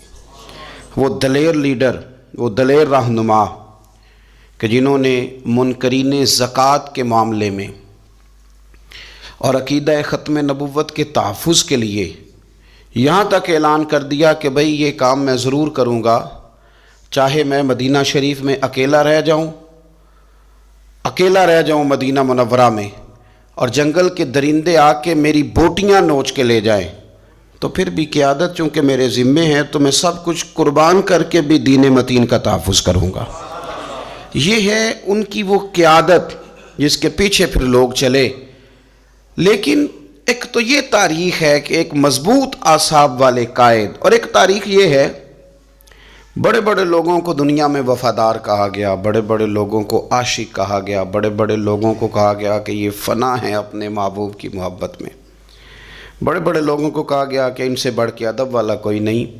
لیکن تاریخ لکھنے والے اور قوموں کے حالات قلم بند کرنے والے اور لوگوں کو ادب کا، عشق کا، وفا کا پیغام دینے والے جب بھی قلم اٹھاتے ہیں اور وفا کی وہ حد تک جانے لگتے ہیں تو انہیں سب سے پہلے جو نام نظر آتا ہے وہ حضرت ابوبکر صدیق کا ہے۔ وفا بھی ختم ہے، ادب بھی ختم ہے، عشق بھی ختم ہے۔ کوئی دنیا کی تاریخ جس میں ادب لکھا جائے گا وہ محتاج رہے گی کہ اسے خیرات صرف حضرت صدیق اکبر کے دروازے سے ملے گی۔ وفاداری ہو، ادب ہو، عشق ہو، جانثاری ہو۔ یہ لوگ بڑا کچھ دیکھ داکھ کے چلتے ہیں، لیکن اقبال جیسے لوگ کہنے لگے جس بندے نے ختم کر دی ہے بات، ختم بس کر دی کہ اس سے آگے ہماری کائنات ختم ہو جاتی ہے، بس وہ جناب صدیق اکبر کی ذات ہے۔ انہوں نے لوگوں کو بتایا کہ ہماری دنیا شروع بھی مدینے والے محبوب کے قدموں سے ہوتی ہے اور ختم بھی مدینے والے محبوب کے قدموں میں۔ صدیق کے لیے ہے خدا کا رسول اور بس، ختم ہو گئی بات۔ تو حضرت ابوبکر صدیق رضی اللہ تعالیٰ عنہ کی زندگی کو پڑھنا، ان کے احوال کو جاننا، ادب والے لوگوں کے لیے، عشق والے لوگوں کے لیے، اتباع والے لوگوں کے لیے، سید عالم میرے پیارے حبیب صلی اللہ علیہ وسلم کے نقش قدم چلنے والے لوگوں کے لیے بڑا ہی ضروری ہے۔ وہ جتنی دیر تک حضرت صدیق اکبر رضی اللہ تعالیٰ عنہ کو پڑھیں گے نہیں، سمجھیں گے نہیں، اتنی دیر تک پتہ نہیں چلے گا کہ حضور کا ادب کیسے کرنا ہے، حضور کی اتباع کیسے کرنی اور محبوب سے محبت کیسے کرنی۔ یہ ضروری کام ہے۔ قرآن مجید فرقان حمید میں اللہ کریم نے ارشاد فرمایا، سورہ لقمان کے اندر فرمایا وَاتَّبِعْ سَبِيلَ مَنْ أَنَابَ إِلَيَّ، فرمایا کہ اس کے رستے پہ چلو، اس کی راہ پہ چلو جو میری طرف رجوع لایا ہے، جس نے میری طرف رجوع کیا اس کے پیچھے چلو۔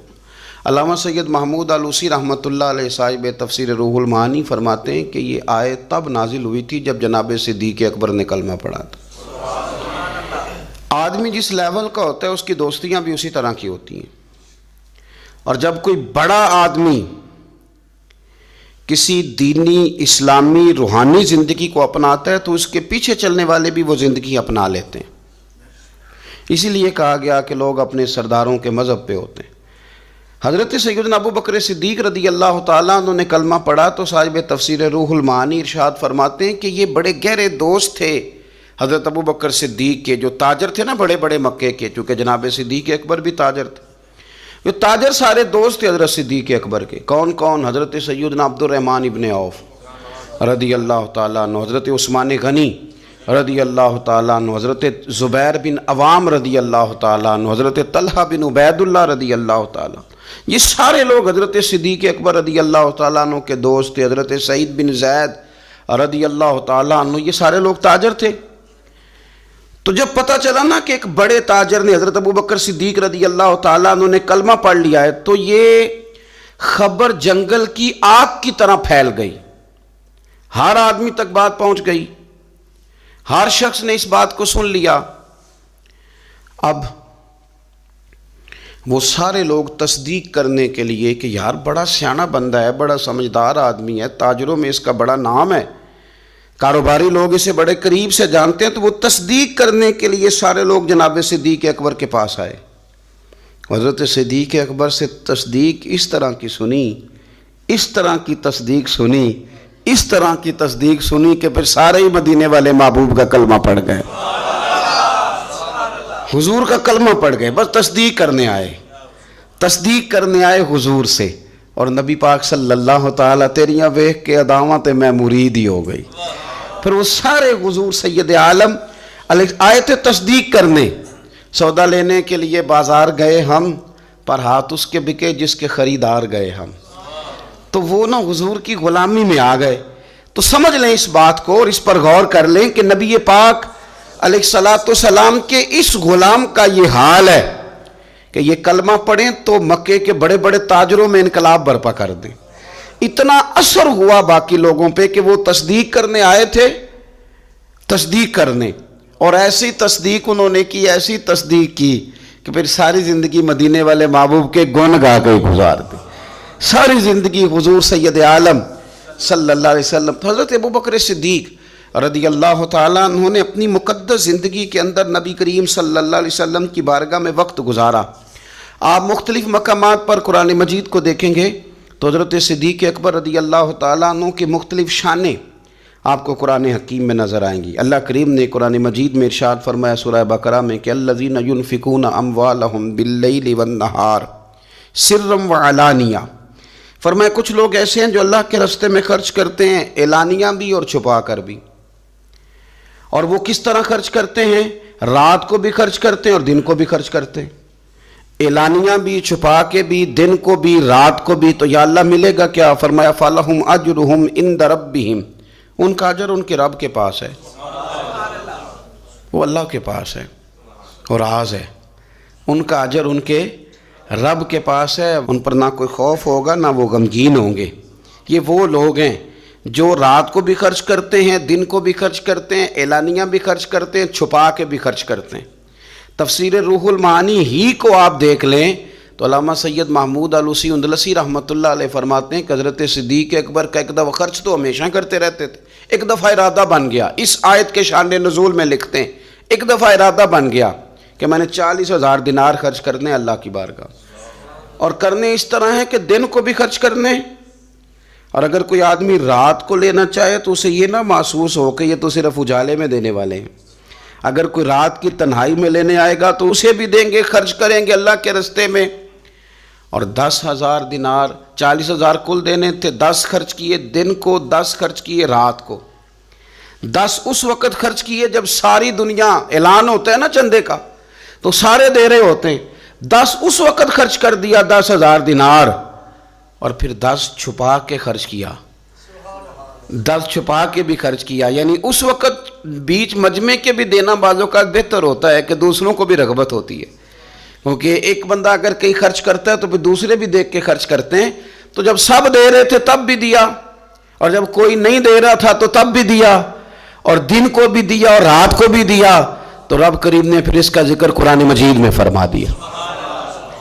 تو حضرت ابوبکر صدیق رضی اللہ تعالیٰ عنہ کی حیات مبارکہ کو آپ پڑھیں، اس پر آپ غور کریں، تو ایک مقام نہیں درجنوں مقامات آپ کو ایسے ملیں گے۔ اسی طرح امام فخر الدین رازی رحمۃ اللہ علیہ تفسیر کبیر میں فرماتے ہیں کہ یہ جو آیت ہے نا ان الذین قالوا ربنا اللہ ثم استقاموا تتنزل علیہم الملائکہ، بے شک وہ لوگ جنہوں نے کہا کہ ہمارا رب اللہ ہے پھر وہ اس پر قائم ہو گئے تو ان پر فرشتے اترتے ہیں، اور فرشتے کیا کہتے ہیں؟ اللہ تخافوا ولا تحزنوا، خبردار خوف نہ کرو، غم نہ کھاؤ، وَأَبْشِرُوا بِالْجَنَّةِ الَّتِي كُنْتُمْ تُوعَدُونَ، اور خوش ہو جاؤ اس جنت پر، تمہیں خوشخبری دینے آئے ہیں اس جنت کی جس کا رب نے تمہارے ساتھ وعدہ کیا ہے۔ تو امام راضی کہتے ہیں یہ جو کہا نا کہ وہ لوگ جنہوں نے کہا اللہ ہمارا رب ہے، پھر وہ ڈٹ گئے، پھر ان پر فرشتے اترے اور فرشتے خوشخبری دینے کے لیے اترے، فرمایا یہ بھی حضرت ابوبکر صدیق کی شان میں نازل ہوئی ہے۔ اس لیے کہ حضرت صدیق اکبر نے اس وقت کلمہ پڑھا تھا جب کوئی اور کلمہ نہیں پڑھتا تھا۔ پہلے مسلمان حضرت صدیق اکبر آزاد مردوں میں سے پہلے مسلمان، آپ نے کلمہ پڑھا۔ رش دیکھ کے تو بھائی عام جگہ پہ بھی بڑے لوگ آ جاتے ہیں، لیکن تنہائیوں میں، ابتدا میں، بالکل شروع میں جس ہستی نے صرف جلوہ والضحیٰ دیکھا، آج لوگ بڑے جمہوریت پسند ہیں کہ ساری دنیا جدھر جائے گی ہم نے ادھر جانا ہے، جدھر رش زیادہ ہوگا اس وقت ہم چلیں گے، لیکن حضرت ابوبکر صدیق رضی اللہ تعالیٰ عنہ اس وقت کلمہ پڑھا جب اسلام پر تنہائیاں تھیں، غربتوں کا دور تھا۔ انہوں نے یہ نہیں دیکھا کہ ساری دنیا کدھر ہے، انہوں نے یہ دیکھا کہ میرے محبوب کی رضا کدھر ہے، اور پھر اس پر انہوں نے تکلیفیں برداشت کیں۔ تکلیفیں پلیٹ میں رکھ کے نہیں غلامی مل جایا کرتی، تکلیفیں برداشت کی، مار بھی کھائی، مال بھی دیا، تکلیف بھی سہی، تانے بھی سہے، باتیں بھی سنی، قبیلے کے اندر سے بھی مخالفت ہوئی، باہر سے بھی مخالفت ہوئی، وہ ڈٹے رہے۔ تو آپ فرماتے جب یہ ڈٹ گئے نا تو پھر میں نے بھی ان کی مدد کے لیے فرشتے نازل کر دیے۔ پھر اللہ تبارک و تعالیٰ نے انہیں کوئی لاوارث نہیں چھوڑا، پھر ان کی مدد اللہ نے اپنے فضل سے فرمائی۔ تو حضرت صدیق اکبر رضی اللہ تعالیٰ عنہ کی مقدس حیات مبارکہ، اس پر بے شمار فضائل میں آپ کو احادیث ملیں گی، بے شمار آپ کو آیات بینات ملیں گی۔ سمجھنے کی چیز یہ ہے کہ ان کی زندگی کو دیکھا جائے، پڑھا جائے۔ میں نے بڑا غور کیا ہے، جتنا کو میرا محدود سا مطالعہ ہے، جتنا کو میں فہم اور علم رکھتا ہوں، میں نے بڑا غور کیا ہے اور بڑی باریکی سے کیا ہے، اور ان کی زندگی کے شب و روز کو بار بار پڑھا ہے، اور وہ جتنے پیچ و تاب ہیں، ہجرت سے لے کر بدر تک اور بدر سے لے کر فتح مکہ تک، ہر میدان، ہر جگہ، ہر کوچہ، ہر نگر، تو ایک ہی بات سمجھ میں آئی ہے کہ جس طرح پروانہ چراغ کے گرد گھوم کے زندگی گزار دیتا ہے، گھوم کے زندگی گزار دیتا ہے، روشنی جہاں نظر آتی ہے تو پروانہ ساتھ ہی نظر آتا ہے، کہیں اور دکھائی دیتا ہی نہیں۔ اسی طرح میرے پیارے حبیب نبی کریم صلی اللہ تعالیٰ علیہ وسلم کی نبوت کی روشنی کے گرد جو پروانہ دیوانہ وار ہمیں نظر آتے ہیں، ان کا نام حضرت ابوبکر صدیق ہے۔ حضور کی رضا کو پا لینا، حضور کیا چاہتے ہیں اس چاہت کے مطابق کوشش کرنا۔ جس نے میرے نبی پاک علیہ الصلوۃ والسلام کے ساتھ عداوت رکھی، اس کے ساتھ عداوت رکھنا، اسے اپنا دشمن جاننا۔ جس کے ساتھ میرے نبی کریم صلی اللہ تعالیٰ علیہ وسلم کی غلامی کا رشتہ ہو گیا، جو حضور کا وفادار ہو گیا، اس کے ساتھ دست شفقت پھیرنا، اس سے پیار کرنا۔ حضور صلی اللہ علیہ وسلم نے خود فرمایا کہ میری امت پر سب سے زیادہ نرمی کرنے والے ابوبکر صدیق ہیں۔ اس کے ساتھ محبت کرنا، اس کے ساتھ پیار کرنا، اپنی ظاہری زندگی کو، اپنے وجود کو، اپنی خواہشات کو، اپنی اولاد کو، اپنے تعلق کو، سب کو پیچھے رکھ کے سب سے آگے اپنے محبوب کی ذات کو رکھنا۔ یہ کمال صرف حضرت صدیق اکبر ہی کو حاصل ہے۔ لوگ عمل کرتے ہیں پر مزیدار نہیں کرتے، چل پڑتے ہیں پر پورا نہیں چلتے، رشتہ بناتے ہیں پر سوچتے ہیں کہ اتنا ہی کافی ہے، اتنی زیادہ وفا اور اتنی زیادہ پیچھے چلنے کی کیا ضرورت ہے۔ لیکن حضرت ابوبکر صدیق رضی اللہ تعالیٰ نے جو رشتے بنائے، پھر وہ رشتے نبھائے، پھر انہوں نے حضور کی اس غلامی کو نبھا کے دکھایا۔ کلمہ پڑھا۔ ہمارے ایک بزرگ فرمایا کرتے تھے ابوبکر نے دوستی لگائی تھی مکے میں، اور جوان کرائی بدر و احد خندق میں، اور فرماتے ہیں ساتھ نبھائی ہے قبر میں بھی۔ پانی پرنا سہیلیاں تے رنگا رنگ کڑے، او پائی اسی تے پریا اس دا جانیے جس دا توڑ چڑھے۔ اور بڑی احتیاط کے ساتھ، بڑی احتیاط کے ساتھ، بڑی احتیاط کے ساتھ، اگر انہوں نے کبھی مشورہ بھی دیا نا، ایک جنگ کے موقع پہ حضور نے مشورہ مانگا تو عرض کی حضور آپ جیسے حکم کریں گے ہم ویسے ہی حاضر ہیں۔ اگر کبھی مشورہ مانگا بھی تو انہوں نے بڑا محتاط ہو کے بڑے احتیاط سے کوئی زیادہ رائے نہیں، اس لیے کہ جس سے پر اعتماد زیادہ ہوتا ہے اس کی ذمہ داری بھی زیادہ ہوتی، جس سے محبت زیادہ کی جاتی ہے اس کی ڈیوٹی بھی زیادہ ہوتی۔ سب سیاں رل پانی نو چلیاں، کوئی مڑ سی پر کے، تو جنہاں نے پر کے سر تے چایا وہ قدم رکھن ڈر ڈر کے، انہیں پتہ تھا مجھ پر اعتماد زیادہ ہے، تو ان کی ذمہ داریاں، اس کا انہیں احساس، وہ ہر جگہ یار بات کو سمجھو نا، اگر مدینے میں کوئی جنازہ ہے تو ابو بکر صدیق اس میں بھی پہلے نظر آتے ہیں، اگر مریض کی عیادت کرنی ہے تو صدیق اکبر اس میں بھی پہلے نظر آتے ہیں، اگر کسی جگہ کسی غریب کی مسکین کی خدمت کرنی ہے تو صدیق اکبر وہاں بھی پہلے نظر آتے ہیں، اور میرے مدینے والے محبوب نماز پڑھانے کے لیے کھڑے ہوتے ہیں تو صف میں بھی پہلے نظر آتے ہیں۔ انہیں پتہ تھا کہ جنہاں نے پر کے سر تے چایا اور قدم رکھن ڈر ڈر کے، بڑی ڈیوٹی کی، بڑی ڈیوٹی، آخر دن تک ڈیوٹی کی اور کھول کے کی۔ اور حضور سید عالم صلی اللہ تعالیٰ علیہ وسلم کے وصال ظاہری کے بعد بھی حضور کے دین سے، حضور کی اولاد سے، حضور کے صحابہ سے، نبی کریم صلی اللہ تعالیٰ علیہ وسلم کے مشن سے انہوں نے وفاداری والی ڈیوٹی کی۔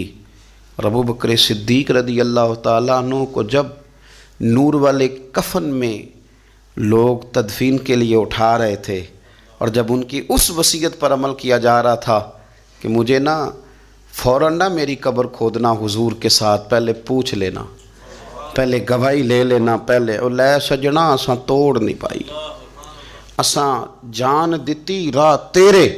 حضرت ابو بکر صدیق رضی اللہ تعالیٰ انہوں نے اپنی زندگی وفاداری والی گزاری۔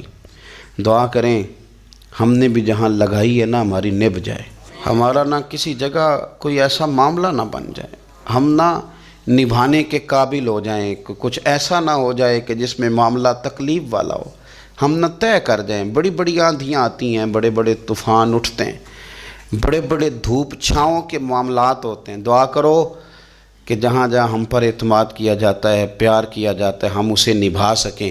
میرے رسول کریم صلی اللہ تعالیٰ علیہ وآلہ وسلم کے اس غلام نے ڈیوٹی اس ترتیب سے دی کہ مشکات میں حدیث ہے، ذرا انداز دیکھیے گا اس روایت کا، ان کی نیکیاں کس طرح گنی جائیں۔ یعنی حضرت ابو بکر صدیق رضی اللہ تعالیٰ عنہ کی عظمت شروع کہاں سے کی جائے، اس عظمت کے لیے عنوان کہاں باندھا جائے، ان کی زندگی کا کون سا پہلو ہے جس کا تذکرہ چھیڑا جائے، اور ان کی وفا کا ذکر کیا جائے، ان کی اتباع کا ذکر کیا جائے، ان کی غلامی کا ذکر کیا جائے، ان کے فنا فی الرسول صلی اللہ علیہ وسلم ہونے کا ذکر کیا جائے، کہاں سے بات شروع کی جائے۔ میں نے تفسیر روح البیان دیکھ رہا تھا، یعنی کچھ باتیں ایسی ہیں کہ یہ موقع نہیں تھا یار یہاں یہ والی باتیں تو نہیں نہ ہوتی۔ یعنی اماں جب لاڈ سے پتر سے بات کرتی ہے تو روٹین میں کرتی ہے نا، گھر میں بیٹھے کتنا پیارا ہے میرا بیٹا، میرا پتر بڑا بیبا ہے، وہ گھر میں لاڈ سے بات کرتی ہے۔ جب وہ سفر پہ انسان جا رہا ہو یا کوئی ایمرجنسی حالات ہوں تو اس موقع پر لاڈ کی باتیں نہیں ہوتی، اس موقع پر بڑی میٹھی، بڑی شستہ، بڑی الگ تھلگ باتیں نہیں ہوتی۔ علامہ اسماعیل حقی رحمۃ اللہ علیہ تفسیر روح البیان کے اندر فرماتے ہیں کہ جنگ بدر کے اندر نا حضرت ابو بکر صدیق رضی اللہ تعالیٰ عنہ کے صاحبزادے، وہ پہلے بھی آپ نے سنا ہوا ہے، بڑی معروف بات ہے کہ وہ کافروں کی طرف سے آئے تھے لڑنے کے لیے، ابھی کلمہ نہیں پڑھتے تھے، بعد میں اللہ نے توفیق دی وہ بھی مسلمان ہو گئے۔ وہ کافروں کی طرف سے جب آئے اور انہوں نے للکارا انہوں نے، تو حضرت صدیق اکبر نے نا جلدی سے تلوار اٹھائی اور اٹھنے لگے، کہا یا رسول اللہ مجھے اجازت دیں میں اس کی گردن کاٹ کے لاؤں۔ تو حضور نے فرمایا ابو بکر آپ بیٹھ جائیے۔ حضور وہ للکار رہے ہیں، اس طرح والد کو غصہ زیادہ نہیں ہوتا بچے کی کسی غلطی پر، تو کہا حضور میں نے جانا ہے، ابھی اس کی گردن کاٹ کے لاتا ہوں۔ فرمایا ابو بکر بیٹھ جائیے۔ حضرت صدیق اکبر کی طبیعت کے اندر جب حضور نے وہ جلال دیکھا اور خیال دیکھا کہ اب تو یہ جانا ہی چاہ رہے ہیں، تو حضور نے پھر کیا انداز اختیار کیا، نبی کریم علیہ السلام نے فرمایا ابو بکر بیٹھ جا، تیری ابھی بڑی ضرورت ہے، فرمایا تیری وجہ سے ابھی ہم نے بڑے نفع اٹھانے، اور پھر حضور نے فرمایا ابو بکر جس طرح میرے لیے میری آنکھیں اور میرے کان ہیں نا، جس طرح میرے لیے میری آنکھیں اور میرے کان ہیں، اسی طرح ابو بکر تو بھی میرے لیے یہی حیثیت رکھتا ہے۔ جس طرح بندہ آنکھوں سے دیکھتا ہے، کانوں سے سنتا ہے، اللہ کرے آپ کو سمجھ آئے، آنکھوں سے دیکھتا ہے اور کانوں سے سنتا ہے، فرمایا ابو بکر تو میرے لیے اسی طرح ہی ہے، گویا میں تیری صورت میں ہی تو دنیا کو دیکھتا ہوں۔ تو عشق میں، پیار میں، وارفتگی میں جو اللہ تعالیٰ نے اعزاز انہیں عطا فرمایا، وہ ہمیں سکھا گئے کہ حضور کی محبت میں جینا کیسا ہے، اس محبت کو نبھانا کیسے ہے، اور اس کے اندر تا دم آخری کس طرح کر کے وقت گزارنا ہے۔ بس شرط یہ ہے کہ سیکھیں، ان سے سیکھیں۔ جنہوں نے آج تک فیصلہ نہیں نہ کیا کہ وہ کیا ہیں، وہ دیندار ہیں کہ دنیا دار ہیں، وہ شہری تو ہو کے جینا چاہتے ہیں کہ دیہات کے کلچر میں بسنا چاہتے ہیں، وہ طریقت کے راہ کے مسافر ہیں کہ وہ کوئی سیاست۔ جنہوں نے آج تک فیصلہ نہیں نہ کیا، تو جو فیصلہ نہیں کر سکے وہ نتیجہ کب حاصل کریں گے؟ ہم فیصلہ نہیں کر پاتے ساری زندگی، ہمیں پتہ ہی نہیں ہوتا دراصل ہم کیا ہیں۔